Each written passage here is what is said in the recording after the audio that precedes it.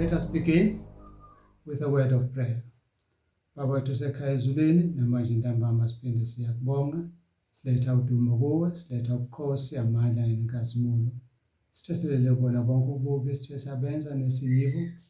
Vula indlebe zethu, vula nemqondo wethu ukuba sikwazi ukuzwa lelizwi lakho sinikeza lona manje ngoKristu obongayo manje kuze phakade. Amen. Amen. All right. We are taking you today through part 2 of Daniel chapter 9. Let me make this thing clear as of now. We should know this thing all the time. Daniel received a dream in chapter 7, a dream of those 4 beasts, all right? And that was part of the prophecy.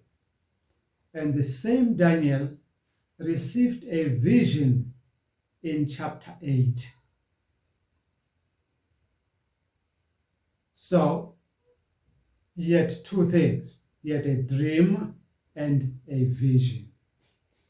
Now, in chapter 9, Daniel is asked now to say whether he understood the vision. He didn't have much time with much problems, with the dream. But the vision part, that's the one that gave him some challenges, such that the angel had to come and explain this vision to him. I'm talking about chapter 8. What I'm saying with chapter 8, get it clearly.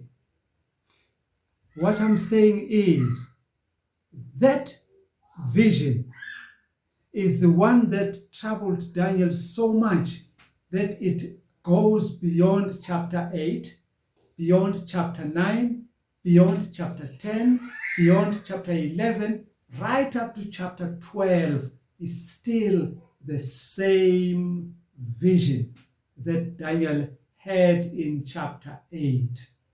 You would say to me, wait, hang on a little bit. How about the vision that is said to have received in chapter 10? Listen, in chapter 10, the angel came to explain the vision of chapter 8. It's not a new vision. It is still the same vision that he came to explain, because this man had said initially that he understood the vision in chapter 8 when he did not understand. So in chapter 9, the angel is still trying to explain this thing to this man, and he is going to say he understands again, but he does not understand. Hence, the angel is going to come back in chapter 10 to explain what?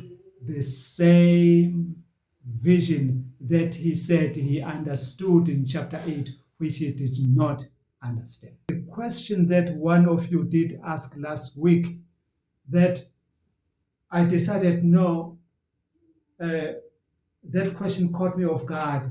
I need to clarify it much more in detail today. So that's what I'm going to do for a few minutes, and then as we go on to part 2 of Daniel chapter 9.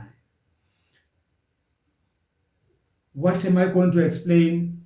It pertains to the calculations, the 490 and the 70 weeks, which I'll explain that one. Thanks to somebody who did raise that concern with me last week. Praise God for that one. So let's begin now in our study for chapter 9, part 2. We are still on verse 24, good people, of Daniel chapter 9. Verse 24 still reads, 77s are decreed for your people and your holy city. To do what with that?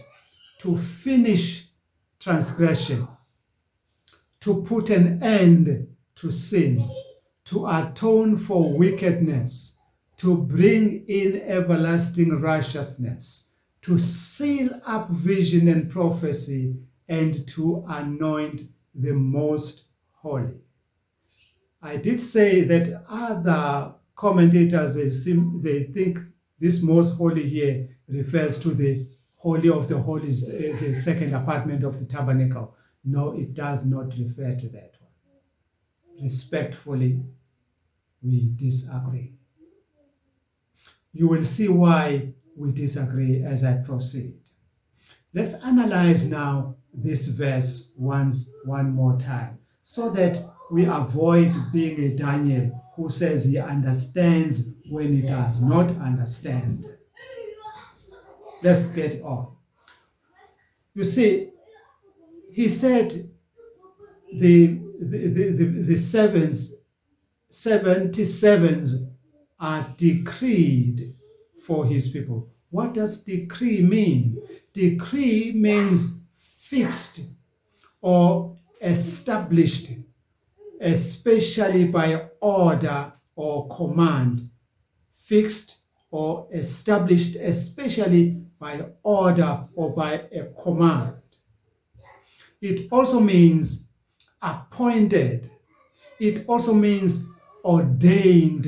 But I think I like this one much better than all others. When it says prescribed, it means prescribed. That means now this verse is saying the 77s are prescribed for your people. Now, let's take that one a little bit further. So we are now looking at that prescription. What does it mean? So it means Daniel's people as a nation had some tasks that were assigned to them by the God of heaven, and that these tasks had something to do with these 70 days. In fact, everything that is being decreed to them, that is being expected of them to do, they must do within these 70 sevens or 70 weeks. So in these 70 weeks, they had to do the following, not one of the following, but the following.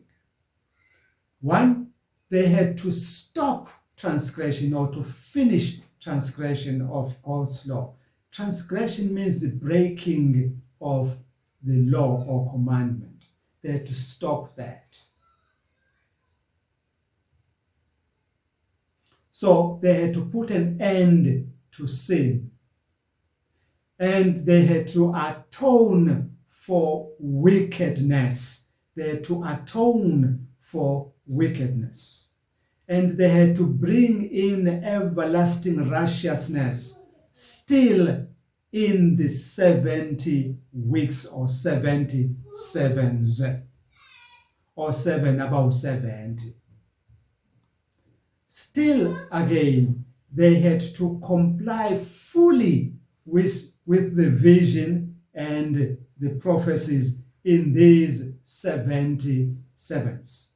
And lastly, they had to receive among them the promised Messiah, who is termed here the anointed one or the most holy. I'm sure that part is now cleared. Now let's look at the 77s themselves. We have said in these 77s, these 77s themselves, they are part and parcel of a bigger whole, which is called the 2,300 days. But wait a minute. We say it's part of the 2,300 days. How come? How do you know that? Let me tell you.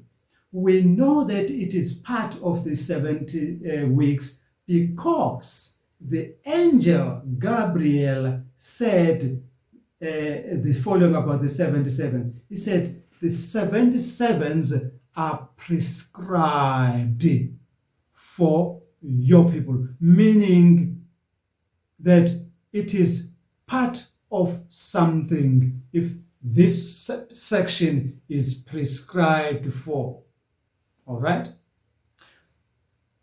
In Daniel 8 verse 14, we don't read weeks there, we read days. So how is it then that this 70 weeks is part of the 2,300 days? Now, understand it this way. This 77s, when we multiply them by 7, where do we get 7 from now? 7 days of the week. That gives us this 7 that we are going to multiply the 70 by. 70 weeks times 7 days. The answer must be in days, not weeks. So, when we multiply then 70 weeks by 7 days of the week, we get 490 days, not years. So, you can see now that it is very possible that the 490 can become part of the 2,300 and not the 2,300 part of the 70. Because 2,300, that's a bigger version. That's a whole lot that exceeds, that goes beyond the children of Israel. I think that we are together there now. So, when we use a method of biblical interpretation that is called historicist method, historicism, or is it historicism? Yes, historicism. That biblical method of interpretation will tell us that no, where apocalyptic visions are being discussed, because apocalypse uses figures and symbols, so you don't take everything literal there. So you must decode these symbols. That means then these 70 weeks and these 2,300 days is not a literal 6-year, 110 days. It's not something like that. It is something way bigger than that. How do we know? It is because this historicism includes history in itself. It studies history. The Bible has prophesied this. And when did it prophesy? When was that being fulfilled? Then it matches. Then it is going to say, or it means when the Bible said this in so much time before, it then meant this. I'm hoping that you are still with me there. So, let us look at this historicism a little bit more. We know that it's a method that says a day in apocalyptic literature will represent a year. And that has been proven time and time again from those prophecies that have been fulfilled or that have elapsed. Going into history again, investigating that one, this was said at such and such a time, and such did actually take place on such and such a time, and it took so much. So you can say, okay, this one day equal to a year was true in that relation. When you look on your notes, I've given you a summary of the historicist approach.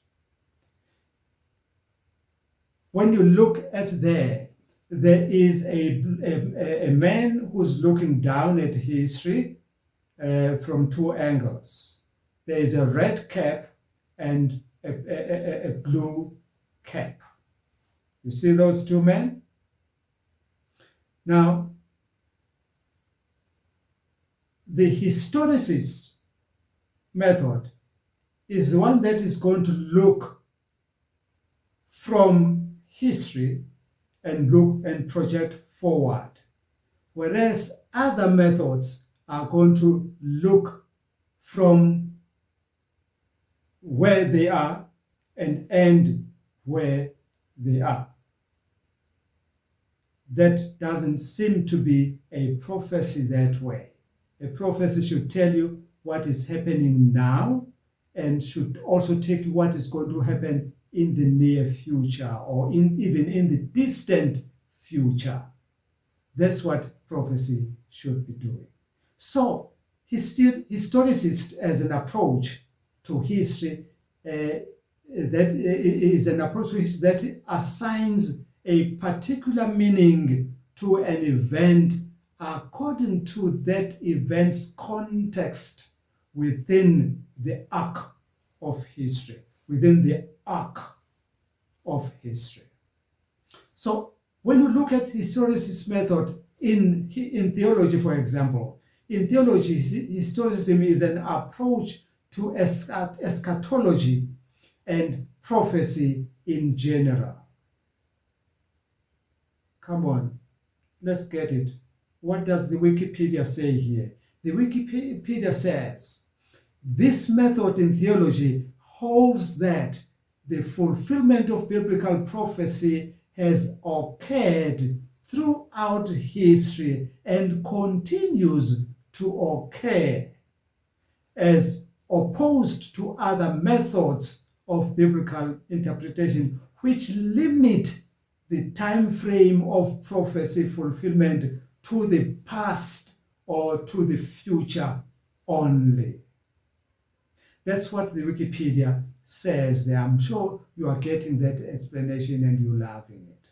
I love it myself. All right. And what is this historicism actually? This is a method that looks at the whole Bible prophecy as a sweeping overview of church history from Pentecost. I hope you remember Pentecost, when the Holy Ghost was being poured down, and to history, to the end times, to our time and even beyond our time.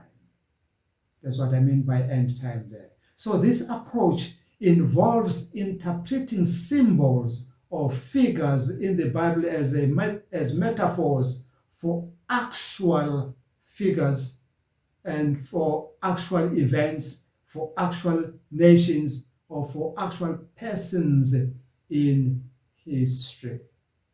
For example, the prophecy says a stern-faced king is going to appear. We need to look for an ugliest person that has ever lived. No. We need to check in history of kings who would fall within this category. I'm hoping that we are getting it there. So historicism was especially popular during the Reformation period, in the times of Martin Luther, John Wesley, John Zwingli, Jerome Huss, and others. It was popular. Why? It was used to suggest that the Catholic Church was part of the end times apostasy with the Pope as the Antichrist. That's how the reformers understood these prophecies we are reading today. So we are following after them, so we cannot be better off than them. They used this method, so we cannot, we have not devised a new method for us to use as well. So in the absence of another method, this one is working. But I spoke to you about historicism for this long. Let me at least be fair by introducing you to other methods. They are futurism and preterist method. Let me begin by a futurist view. Futurists, they believe that the Apostle John, the Revelator, when he wrote the book of Revelation, he used a very brief history. And he was describing in that history the events that would end, that would take place by 70 AD period. Nothing beyond that. That is futurist view, right? They only say it looks to the distant, to the immediate or short future and backwards, not to the distant future. So their understanding of prophecy then becomes, I'm afraid, too limited that way. They also look at people, these are also people who hold to this view that John is describing the challenges of the early church in overcoming the Antichrist's power of pagan Rome and the influence of Judaism. They don't extend it beyond 70 AD, no. So to them, these dark ages when Christians were being murdered in their numbers, John did not see that. It did not exist as far as they are concerned. Now let's look at the futurism. That was a preterist method. Beg your correction there. That was a preterist method. Now I'm looking at the futuristic or futurism view. These, they believe that John wrote primarily about the events that have yet to occur even in our day. And futurism is the interpretation that put forth by popular Left Behind series. You remember in the television series that was called Left Behind. Left Behind. So it contained these futurist believers. So this view teaches that God had no prophetic message for his people during the past 2,000 years. None, no prophet. So to them, Revelation only covers a small portion of time during the very end of the world. So everything is still in the future. Hence they are called futurist methods. Now, that's a short summary about these two methods of biblical interpretation. Let's look at the pros and the cons of these three biblical interpretations. Methods. One, if you look at both futurist and preterist, you'll find that these two views, they do not cover the following periods in history. 1. They do not cover the birth of paganized Christianity through the Constantine and Roman Catholic Church. They don't cover that. To them, that period never existed and will not exist even in the near future. The time of spiritual darkness, which I call the Dark Ages, where purposely locked away scriptures and murdered people, prosecuted people for having been found with a copy of the Bible alone, let alone reading it, but having a copy of the Bible. You were prosecuted for that. That then is not covered by these two methods. And the awful papal inquisitions, which saw millions of God's true people being tortured and murdered by the Roman Church, that period is not covered by these two methods. And the rise of the great Protestant Reformation is also not covered by these two methods that we've discussed, I've given you today. Now, except for one, the third one that I went home elaboratively about, that is the historicism method. I like the endtimeprophecy.org when they say concerning this method, they say only this one is logically and spiritually consistent, and that is the historicist view. They say the historicist view is the only one that has logic and that has got spiritually sound, and yes, that takes care of all of these periods that are above, are enumerated above. BibleStudyTools.com, they also are not to be left alone, for they also buy into this biblical method of biblical interpretation. They say, I'm quoting them, this is the only sound biblical interpretation method that is so helpful in the prophecies. All right. So what I'm saying there is, when you look at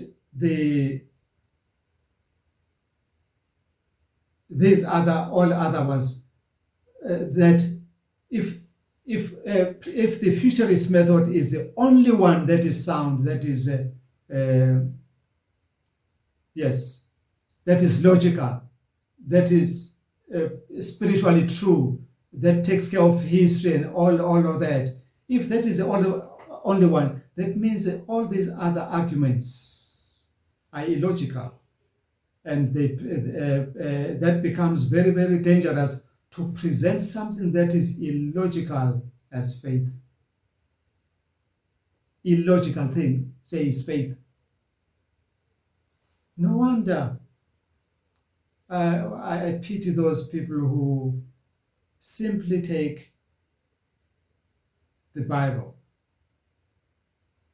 and confuse it and say now they really are believers, they believe this is true. I won't get in there into that argument. So the question now is, when should one use this method?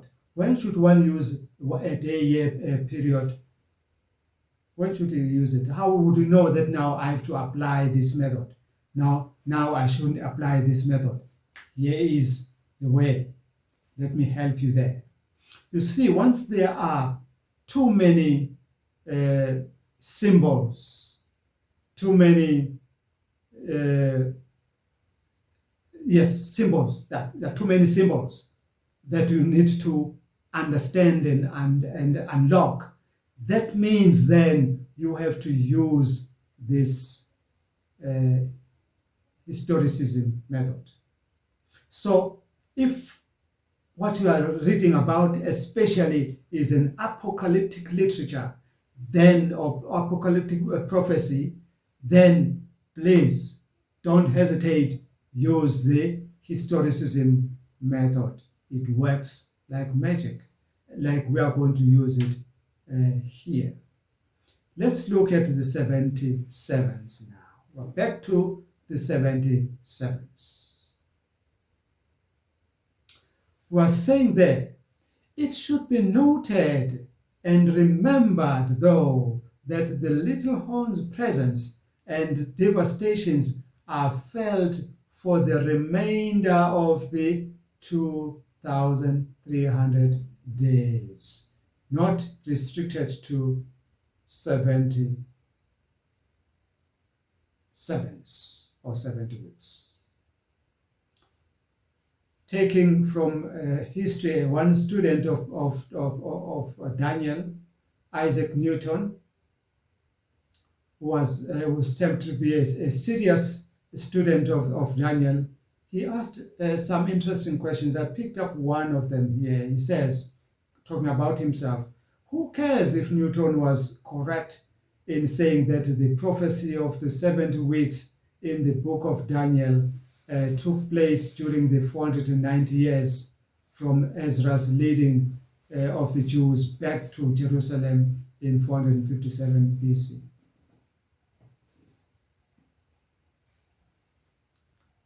I'm just showing you that there are some prominent people in Scripture who were not members of the Adventist Church who believed this method, as some critics of this method simply limit the method to Adventism, which is not true. As I've quoted Isaac Newton right now. He was not an Adventist, he died not an Adventist. Now we shall now revisit this prophecy of the 2,300 days or years and incorporating in it the 490 years or days as per our application of this historicist approach or method. We know now that the 490 years or days or 70 weeks were only dedicated exclusive to Israel. And we know that they focused on a task that Israel was supposed to do in that time period. So the 490 years then are part of the 2,300 years, but this portion is exclusive or is reserved only for Israel. I'm sure that part is clear now. Remember, we said these 490, how do you get to them? You multiply the 7 days of the week by 70 weeks to get the days, 490 days, so that the 490 days become part of the 2,300 days, because everything is in days. Using my cheap mathematics, that counts, that works very, very well. Let's get onto it now. I'm going to use the prophecy timeline, and I'm going to explain just the 70 years today. I will not go, well, I'll just go a little bit above 70 years, just a little bit above. But in the main, it will be about the 70 weeks, not 70 years, but the 70 weeks. Let's start. Follow me now on your on the screen here as we go about this time period. All right, good people. You see now, there is a timeline. There's a prophecy timeline. All right? Let's begin. We know that by 539 BC, that's historical fact. You can get this one from history. Daniel received this vision and wrote it by 539 BC. All right? There we put it on our timeline. Then the prophecy begins. There we've put, then we note this one. By 457 BC, a decree was issued to rebuild Jerusalem. All right? Reading from Ezra 7, verses 11 to 13. Now this is the copy of the letter that the king Artaxerxes gave unto Ezra the priest, the scribe. You can continue that verse. All right? So we know the copy was obtained from in 457 BC. That is a decree. And the prophecy said, from the going forth of the commandment to restore and to build Jerusalem unto the Messiah the priest. So it starts from the issuing of this decree and goes all the way up to the Messiah the prince. Now you see why I said we pity those who think that the most holy there referred to the most holy temple of the tabernacle, because it says here up to the Messiah the prince. That's why we respectfully do not agree with those brothers and sisters who say so. All right, let's put that one down as well. There we have put it down. Now, Daniel 9:25 said, unto Messiah the prince. So when did Messiah the prince appear? He appeared when he took up his ministry in 27 AD. That's when he was baptized, and that is when he started his ministry. So we're putting down 27 AD as a mark on this timeline. Let's come back now. It said, the prophecy said, from the decree, when a decree is being issued to go to, let me use this thing here. It said, from the decree, here's a decree is being issued here, and going to the Messiah the prince, all right, it will be 62 weeks plus 7 weeks. That's a funny way of saying it. We know it's 69, but it's not just a straight 69. Remember, we're talking about 70 weeks. For now, we're talking about 69, going up to the Messiah. We'll add this other week later. For now, we're looking at this 62 plus 7 weeks. Now, we know what is going to happen in those. You see, there is the 7 weeks now. There is the 7 weeks I'm showing there. And there is the 62 weeks. Let's label that one as well. There is the 62 weeks. So when you multiply this 69 weeks by 7 days, you will get 483 what? Years or days. Remember, a day and a year, according to the historicist method, which we are using here, a day equals to a year. So don't be alarmed when I say it's 483 years. Now we have labeled that one 62 weeks. You can see the 62 weeks now. Then it said, in the last week, the week that falls now between, you remember the week that I said is remaining, that 1 week. The verse says, the Messiah will be cut off in the middle of the week. That means 3.5 years. Angithi, half of 7 is what? 3.5.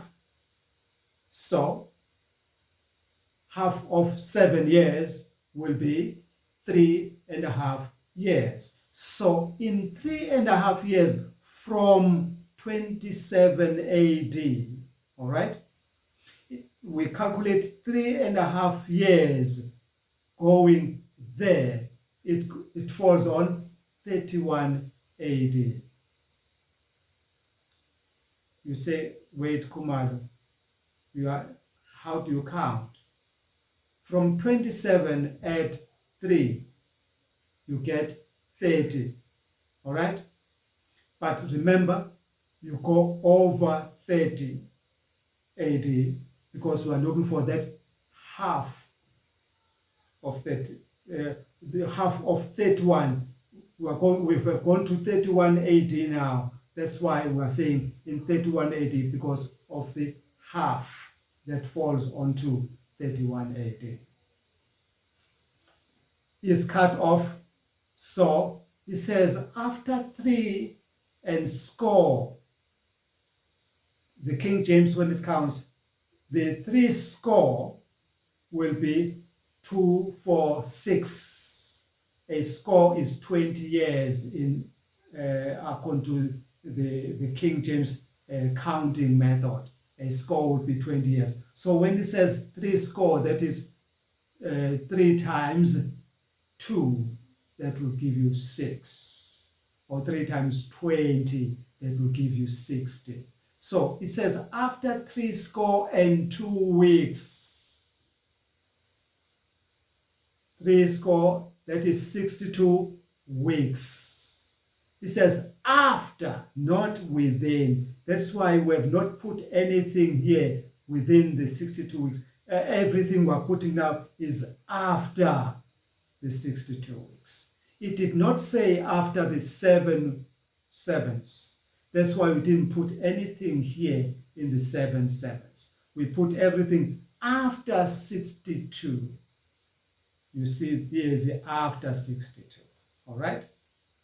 So in 27 AD, Jesus is baptized. After that, he is cut off. Let's continue. Now, you see now, there is a middle of the week. He shall confirm the covenant with many for 1 week. And in the midst of the week, that week, he shall cause the sacrifice and oblation to cease. Stop. That is Daniel 9, verse 27. Go with me. Now, you see now, there is a 3.5 years.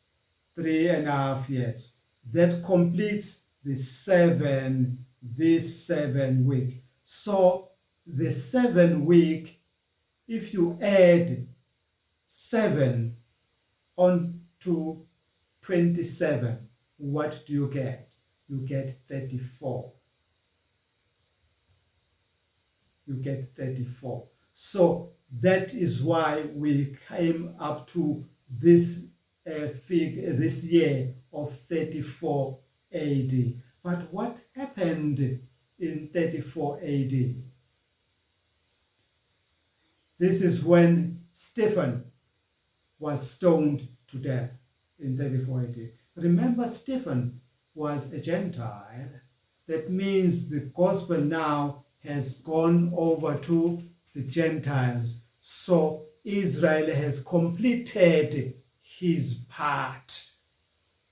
70 weeks.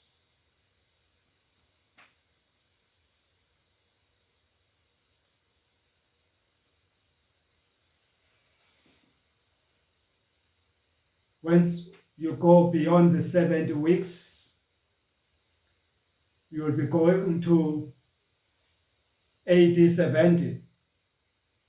From 34 AD to AD 70.